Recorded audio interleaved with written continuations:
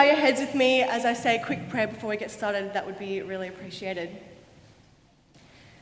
Dear Lord, thank you so much for this time we have here today and for the ways that each of us has been able to serve and have been served by you in some time this day and in this week. I pray that as we sang in one of the songs earlier, that I have the power of Christ in me, that I don't get in the way and that I don't have my own message that comes across, but that it's something that's from my heart, but from you as well. So please bless this time that we have together now. Amen. I want to do a quick little poll before we get started, just to see where the audience is at with one particular question I have to ask. And you have to be very honest with yourselves. I want you to put your hand up if you've ever experienced some kind of cooking failure. Yeah, oh, okay. I feel like I'm in really good company then. If you didn't put your hand up, I hope you're being honest. I can see some people like nudging their husband, like, you burnt the toast this morning, what are you talking about? I am getting more and more into cooking, and for Christmas I asked for a vegan cookbook because that's the cool thing at the moment, trying to look after my health, trying to be really proactive in that space. And finally a few weeks ago I decided to actually try out one of the recipes. And one of the recipes, as I was flicking through, was a very special dessert. It was a vegan brownie, and I was like, oh, I'm all for brownies. We had some really good brownies last night, by the way. Chloe and her team did a great job. And the problem was, when it's a vegan brownie, you have to really play around with some very different ingredients. And when I was making it, I realized that instead of like flour, chocolate, sugar, it was like 50% sweet potato and 50% black beans. And I was like, what kind of brownie is this? But it's all right, let's try it out. We'll see how we go. And my grand plan for this brownie was to dish it up and serve it to two of my friends that I was having dinner with the next day. And my plan was to impress them. I don't often do a lot of cooking and definitely not a lot of baking, but I wanted to impress them with the skills that I had learned and the brownie that I was going to make. Anyway, the next day rolls around and it's time to plate it up and it's time for them to try it. And I'm like, it's okay, I've got dessert covered. Don't you worry about a thing. And my first friend, she's like, yep, I'll give it a shot, puts it in her mouth, and before she even swallowed properly or took a proper bite, kind of just looks at me, and I'm looking at her like, what's she gonna say? You know, there's 20 seconds before you need to compliment someone on their food, and she's just waiting there with it in her mouth. She's like, Now, you know if someone says, when they've just tried something you've made for them, they're really trying to quickly think of a way of telling you it's disgusting, but politely. And so she saw that my face just dropped, and I was like, oh, how is it? So she managed to swallow it, and she was like, look, it's a little bit bitter. I'm like, no, that's okay, that's probably the black beans coming through there. It's a bit bitter, and I was like, oh man, I'm really disappointed. My plan is not going as I expected. And so to make me feel better, she's like, but the raspberries on top, they are really good. And I'm like, well, God can take credit for the raspberries. I wish I could. And then my other friend, she didn't even have any on her plate. I was like, are you gonna try some of this brownie or not? She's like, you know what? I am so full from dinner, I don't think I could possibly take another bite. How about I take it with me for lunch to work tomorrow and I'll try it there? And I was like, okay, reading it between the lines, I'm hearing that she doesn't want to disappoint me for the second time that night. So she took it to work instead and told me she thought it was great, but I don't know if I believe her. I guess the pro to that story is I got to finish the whole tray of brownies all to myself, and I didn't really mind them. I'm a big sweet potato fan, so it was fine. But my original plan was to go into this situation and in this dinner and impress my friends with something new, something that I hadn't tried before. Now I want you to actually close your eyes for me. One, to take the pressure off. Two, to imagine that you are at another dinner. Except this one is a really, really good dinner. You're there with all of your favourite foods. If you're a carb person, there's bread galore, pizza, chips, you name it. If you're a dessert person, there's real brownies, treats, chocolate, whatever you want, and everything is there laid out for you. It's also a Sabbath, so the calories don't count. You are able to just go for it with no repercussions. And as you look around, you realize that it's a very luxurious dinner you're at. You're not just at some fancy restaurant. You look and you see curtains draped, and you realize you're in a palace. And as you go to grab one of the really nice, proper sugary brownies, someone stops you. They say, no, you lie back, it's okay, I'll get it for you. You have servants around you. And while you're there, you look across and see someone dressed in very important regalia. He looks like a king. Basically, you are living the dream of a queen. The year is 480-ish BC, and life is good. Until someone else is in the room and coughs awkwardly to ask if you can pass them the chocolate-coated grapes. This guy is Haman. He is one of the top princes in the kingdom of Persia, and you actually really don't like him very much, but you've invited him to dinner with the king because you have news that is going to completely shock him. If you're not familiar with the story of Esther in the Bible, she is the queen of the Persian Empire, and as we have just heard, she's invited her husband, the king, and one of his top princes, Haman, to come to dinner because she too has a plan. And it is a lot more serious than impressing her friends with terrible brownies. However, Haman, who she's invited, also has a plan, but it is very at odds with Esther's. Haman is very clear on his plan, and he's excited because it's already set in motion. Basically, to set the scene, Haman is one of the top princes in the whole kingdom of Persia. He's used to walking down the street and having everybody just bow down. It's like a wave. It's like when I'm going to walk out the church today and everyone just sits down as you walk past. I'm very excited for that moment. But that's what happens to him every time he walks past someone. It's actually the most scary part of this whole day. That's what happens. He's just used to everyone just falling to their feet. Except one guy, and it really grates on his nerves, is one Jewish guy called Mordecai. And he's the only one who is standing tall and proud every time Haman walks past. And Mordecai doesn't want to bow to him because as a Jew, he only pays his respects to the God in heaven, and he's not worshipping any human just because they have an inflated ego. And so much so does this fact grate on Haman's nerves, he's decided, you know what? It's time to get rid of Mordecai. And not only is it time to get rid of Mordecai, it's time to get rid of all of his people, the entire Jewish nation. Now, I overreact about some things, but this is a little bit over the top. And in fact, Haman has been given permission by the king to get rid of the entire Jewish nation. The decree is out and the plan is set in motion. However, Haman is at this dinner, feeling very good about himself, by the way. I'm at the dinner with the king and the queen, third wheeling like a boss, but hey, no one else is here. I am the man, and I've got my plan all happening underway. But Esther has invited Haman to dinner because she has some news that is going to turn Haman's plan on its head. Why?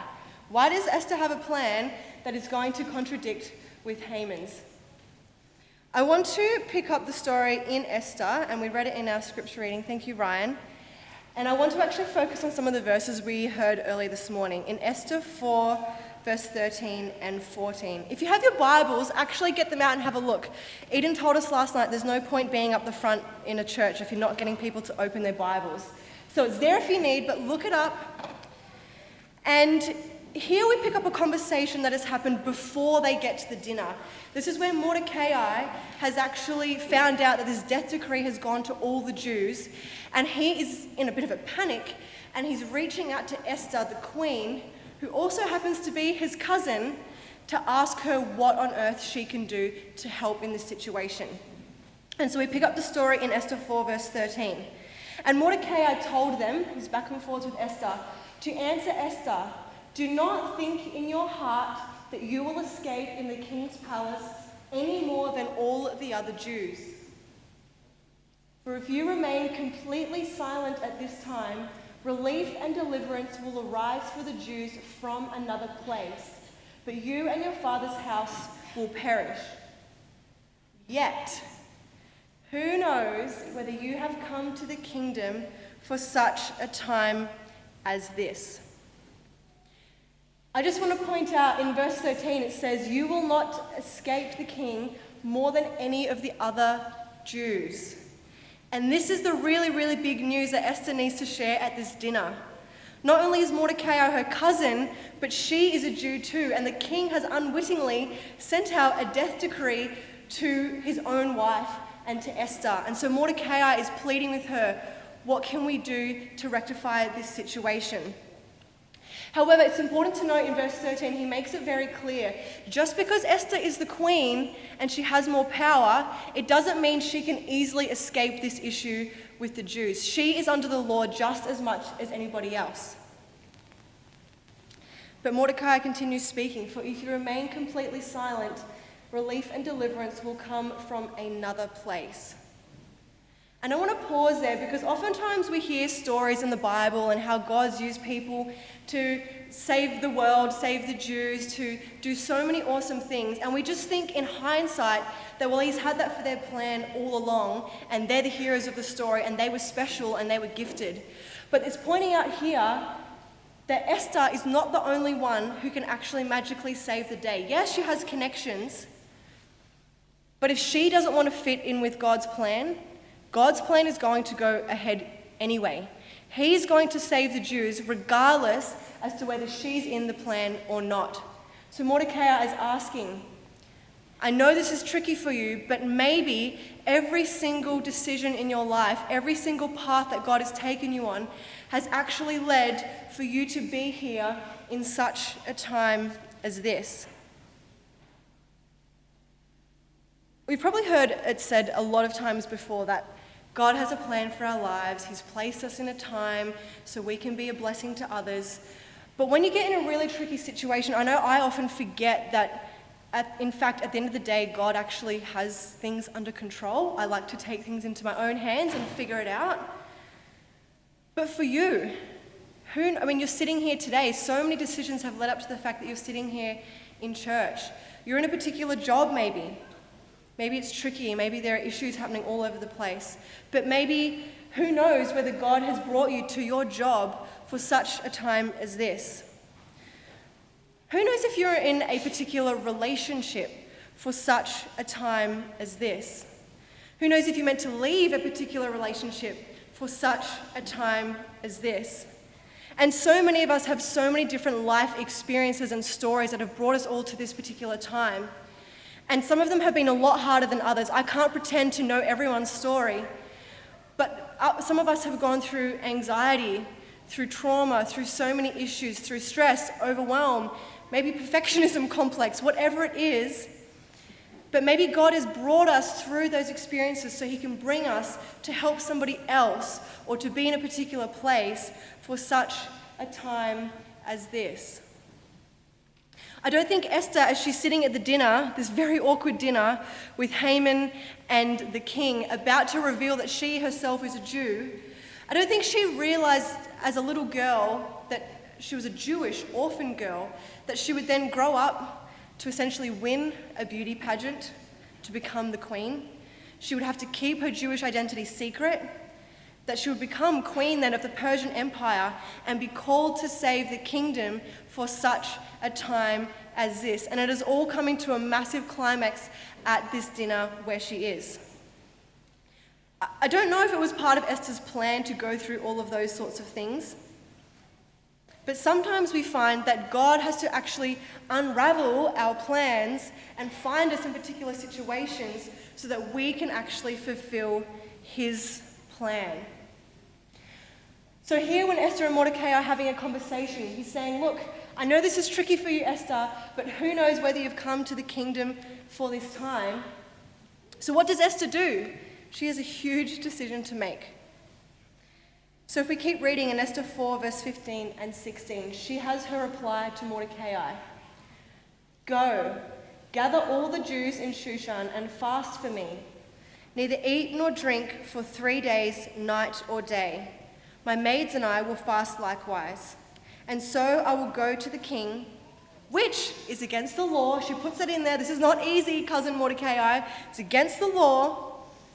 And if I perish, I perish.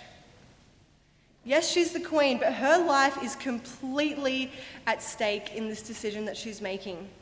It doesn't sound like the typical luxurious, convenient lifestyle of ease that you would think a queen had access to. See, although God places us in a particular time for a particular purpose, it does not mean that it's going to be convenient. We can see here, if I perish, I perish. It wasn't convenient for Esther to hide that she was a Jew, or for her to hear that there was a death decree out against her people.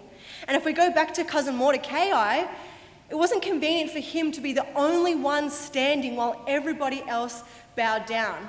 And I'm sure as he's going to bed at night, realizing that his actions or inaction to bow down actually triggered the fact that there was a death decree to the Jews, I would be feeling so guilty. I'd be like, I know I tried to do the right thing by God, but man, everyone's going to die because of this. It was not convenient for Mordecai to have that stance either. Now, I don't know about you, but I've had a few different convenient things happen. My life is not particularly hard. I've been very, very blessed. We're all blessed, just the fact that we live here in Australia and we have so much at our fingertips. But this week, by pure coincidence, I was down to my last 2 rolls of toilet paper. And it's really inconvenient when you're down to the last 2 rolls and every single shop in Australia looks like that. I'm now down to 1 roll, so I'm glad that I'm staying at someone else's house this weekend. That is super, super inconvenient. And I know there is a big pandemic and a big uproar about the coronavirus, but you know what this makes me think about? You know how I reckon took all of the toilet paper rolls? Adventists. You know why? We are such a people of the end time message. As soon as we hear pandemic, we're like, those Bible verses, there's pestilences, the famines, the plagues are coming, and we've got to get prepared. So I'm sorry to the wider community on behalf of our Adventist friends. I'm sure it was none of us. Did anyone else have that issue this week where the timing just did not work in your favor? Oh, so inconvenient. But the thing is, that is one little example of an inconvenience. And sometimes, that was a spoiler, sometimes we have things way worse happen to us that are not just inconveniences, but are real setbacks. Even just the fact that you're sitting here today might have been really inconvenient. I've had a massive week. I'm sure you've all had a massive week, whether you're working or studying or in the middle of a big project or in the middle of a stressful time. It might have been inconvenient for you to come to church today. Maybe you drove 3 hours down to hear the speaker. Thanks, Mom. Maybe you just weren't feeling it. But the fact is, you're actually here. And we're here to fellowship with everyone else who is also in the same boat with us in a lot of ways. Some other difficult things or inconvenient things may have happened during the week. I know I've been recently having some really big conversations with my friends, my family, people close to me about decisions that I need to make for the future, for now, for where I see myself, for what's going to happen with my plans in the next little while. And sometimes we have really tough conversations with the people that we love the most. And it can be really inconvenient to open a conversation with someone and actually say, how are you actually going? You don't want to make things awkward, you don't want to make things tense, but the thing is you love the people around you so much that it's too important to let the inconvenience of having a tough conversation get in the way. Sometimes I've had inconvenient conversations open with me. Speaking of good cousins, I've got some really great cousins, and we've had conversations where they'll actually sit you down and say, how is your relationship with God? How much time have you actually spent with Him this week? How do you see your spiritual life tracking? And sometimes I'm like, you know what, I don't really want to talk about it right now. I'm just in a busy spot. I don't really have time for this. And it's annoying. Sometimes it's inconvenient to have relationship changes with friends, with partners, with family. There are so many different things going on behind the scenes that people don't see or don't realize, and relationships can be a really tricky part. It might be inconvenient to go through a breakup. It might be inconvenient to see the fallout and the mess that occurs afterwards and to have your ideas and your plans for the future changed. But that's where we have to then rely on God, and when we have to rely on the fact that He's the one who always has us. I also realized this week that it's really, really inconvenient preparing for a sermon. Wow. I have never felt so stressed and stretched in different ways in the last couple of weeks. And I think it's because it's not inconvenient to be here, don't get me wrong, but it's such a responsibility to deliver a spiritual message when I know that I'm not perfect. I've got my own things going on. How am I supposed to talk to a crowd of people when I know that maybe I need to try and follow God's plans more for my life? But in saying that, it's actually an opportunity I've been praying for. And when God gives you an opportunity and then if you freak out about it, it's for me to trust that He actually has me for a particular time in a particular place to maybe deliver a particular message. And like Esther, I'm not special. I'm not the only one who can give a message, but maybe it's for my growth more than anybody else's. And it's something I've really found in the last couple of weeks. I know I've been using the word inconvenient a lot, and I don't want to use that in a way to trivialize what people are going through. Sometimes we might have had inconvenient, silly things happen during the week, but sometimes the issues and the pain that we go through is a lot more than just inconvenient, than just the shops running out of supplies.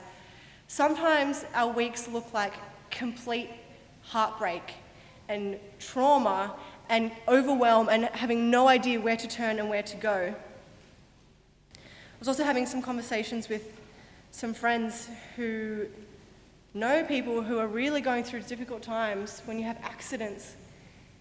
And there's family who are grieving potentially someone very close to them and they don't know if they're going to make it.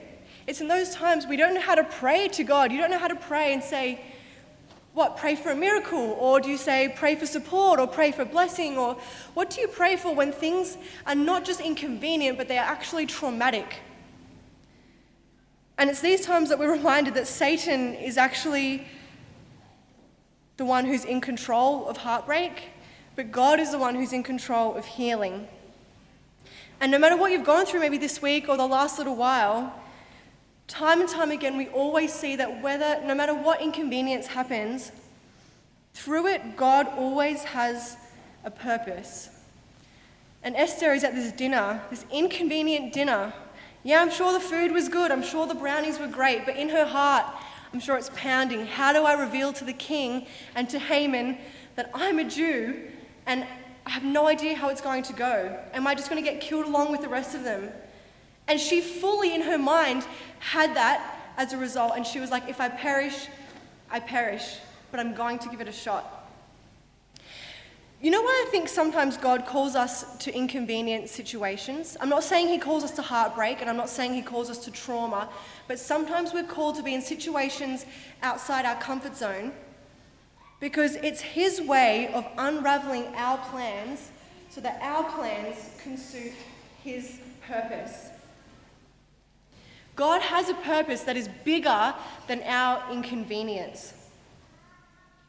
See, Esther might have been the queen of Persia, but I am sometimes the queen of indecisiveness. And so over here, I have plan A, B, C, D, E, F, G, and I'm thinking, even at the start of this year, I'm thinking, what are my plans? What am I going to do? Whether it's your job or your study or career or travel or whatever it is, there's so many things we have at our fingertips, so many ideas we want to see to fruition, and it's hard to just pick one. Sometimes I wish I could just try everything all at once and live simultaneous lives so you can then go back and pick which one would have been the best and then be like, yep, let's go with plan C. But we don't have that luxury. We have to pick based on what we know and based on the fact that we know God, at the end of the day, has it in control. So I have all these plans over here, what I'm going to do for the next few weeks maybe, the next 6 months, the next year. Maybe you've got a meticulous 5-year plan. Maybe you have a timeline.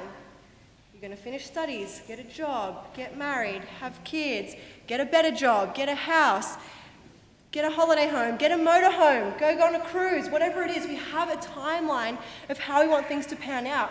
And sometimes God sends us news or puts us in a situation that just completely unravels that timeline. And we're left sitting there thinking, I don't have a plan anymore. I literally have to go back to square one with my plan. But that's often in the times where we look at this mess of a plan that we have, of these ideas that we're trying to generate, of these dreams that we want to fulfill, and when they don't work out, it's when then we often look over then and see that God is over here with his purpose, and is sort of tapping us on the shoulder. Hey, I know you've got your plans over here, but hey, let me unravel them, let me straighten them out, let me sort them out and line them up so that it can actually align with my plan.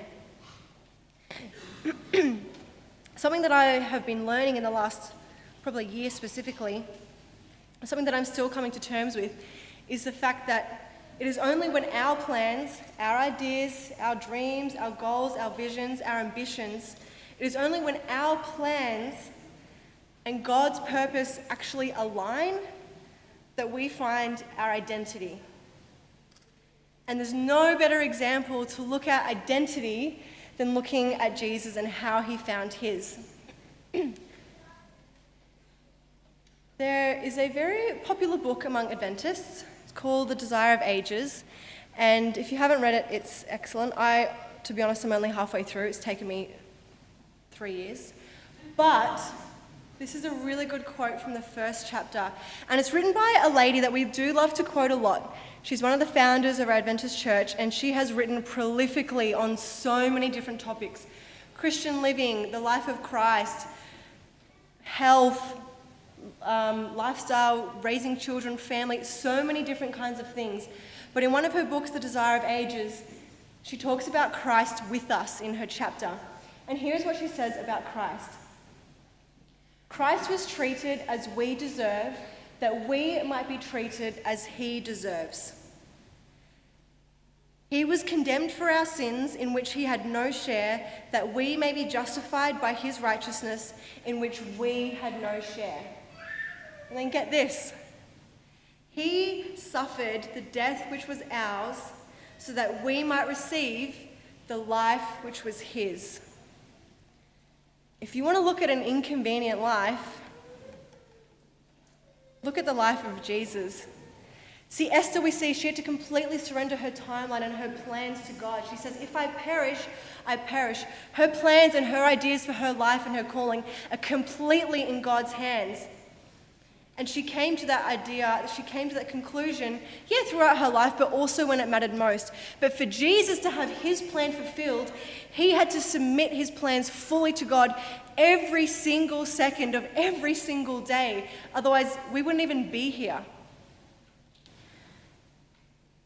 But he did that so that we might receive the life which was his. He did it so that his identity could become ours.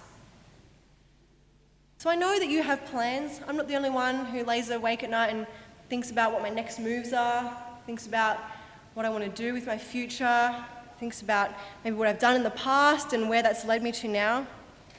You might have plans for tonight, even tomorrow, this week, or a 5-year plan, as I've mentioned. Maybe you're in year 4 of your 5-year plan, but you're really, really, really behind. It's okay. See, Esther had some pretty tough decisions to make. She was put in an extremely inconvenient spot. But it was when she let God unravel her plans and put her in a position of inconvenience that she was able to save a nation. And Jesus here is not just talking about saving the Jews, by the way. He's talking about saving the whole entire population of the world. He was thinking about you, and he was thinking about me. And I think that's just, if I was put in that situation, I don't know if I would be able to go through with that. But he does, because he's completely surrendered his plans to God. And we find out in the end that, in fact, Esther goes and tells the king that she's a Jew. I don't know how that works in a marriage, by the way, how you can just be completely misrepresenting your whole identity to someone. But anyway, I guess God has weird plans sometimes, hey. But she tells the king, and he makes a provision for the Jews to fight and defend and save themselves, but only because Esther surrendered her plans to God in the first place. So let's continue to make plans. Let's continue to have ambitions and have big dreams and think about what we want to do. Be ambitious. We don't want to be sitting around just warming a pew every Sabbath and waiting for the next week to roll around. But if God starts to unravel your plans, it might be because he is trying to reveal his purpose in your life. Beautiful Lord, wonderful Savior, I know for sure all of my days are held in your hands, crafted into your perfect plan. You gently call me into your presence, guiding me by your Holy Spirit. Teach me, dear Lord, to live all my life through your eyes. I'm captured by your holy calling. Set me apart. I know you're drawing me to yourself. Lead me, Lord, I pray.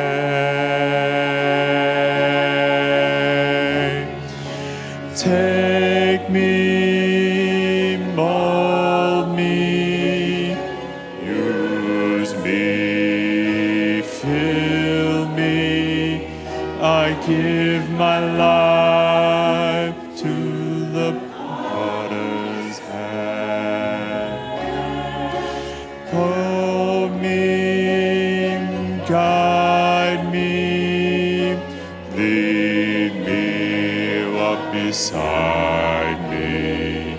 I give my life to the potter's hand.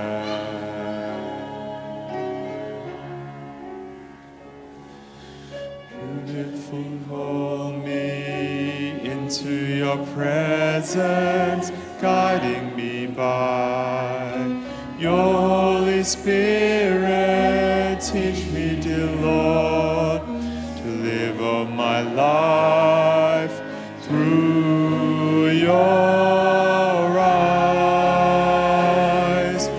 I'm captured by your holy calling. Set me apart. I know you're drawing me to yourself.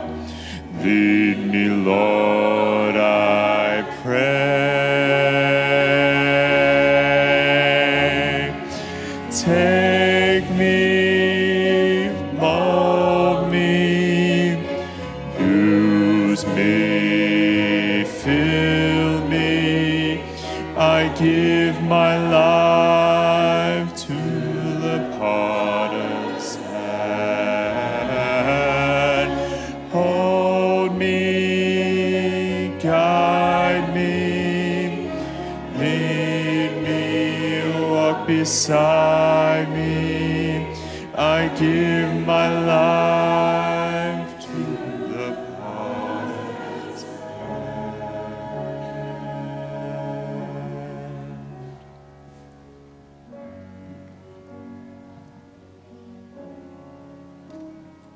Dear Lord, thank you so much for the fact that you do have a plan for each of our lives.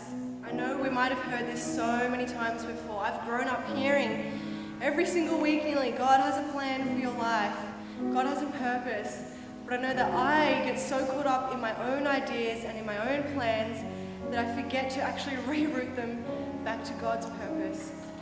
I pray that we also take the time for myself and for everyone here to figure out what that purpose is and to just reevaluate our plans to make sure they're heading in the right direction. Please take our ideas and our dreams, mold them, shape them, and fill them so that they can fit your purpose. Amen.